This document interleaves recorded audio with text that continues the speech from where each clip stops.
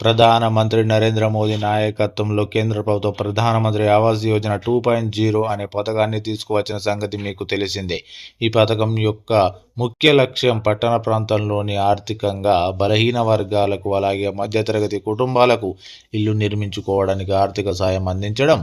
ఈ పథకాన్ని 9 ఆగస్టు 2024 కేంద్ర మంత్రివర్గం ఆమోదించింది. ఈ పథకం కింద 1 కోటి కొత్త ఇల్లు నిర్మించనున్నారు. ఒక్కో ఇంటికి 2.3 లక్షల ఆర్థిక సాయం అందజేస్తామని గృహ నిర్మాణ, పట్టణ వ్యవహారాల మంత్రిత్వ శాఖ తెలిపింది.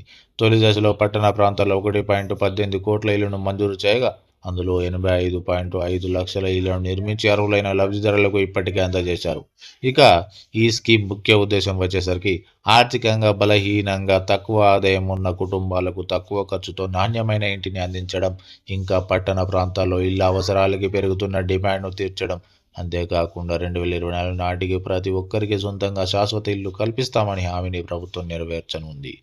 ఎలా అప్లై చేసుకోవాలంటే, ముందుగా అఫీషియల్ వెబ్సైట్ ఓపెన్ చేయాలి. తర్వాత PMAY అర్బన్ వెబ్సైట్కి లాగిన్ అవ్వాలి. ఇక్కడ మీరు ఫామ్ నింపడానికి ఆప్షన్ సెలెక్ట్ చేసుకోవాలి మరియు PMAY U2.0 కోసం అప్లై అనే ఆప్షన్ని క్లిక్ చేయాలి. దరఖాస్తు కోసం సూచనలు: మీ సంవత్సర ఆదాయం, ఇతర ముఖ్యమైన వివరాలను ఎంటర్ చేయడం ద్వారా అర్హత తెలుసుకోవచ్చు. మీ ఆధార్ కార్డ్ నెంబర్ను ఎంటర్ చేయడం ద్వారా మీ గుర్తింపు వెరిఫై చేయవచ్చు. రిజిస్ట్రేషన్ ఫామ్లో మీ పేరు, అడ్రస్, ఆదాయ వివరాలు సహా ఇతర సమాచారాన్ని ఎంటర్ చేయండి. అప్లికేషన్ ఫామ్ను సబ్మిట్ చేసి స్టేటస్ సమాచారం కోసం వేచి చూడండి.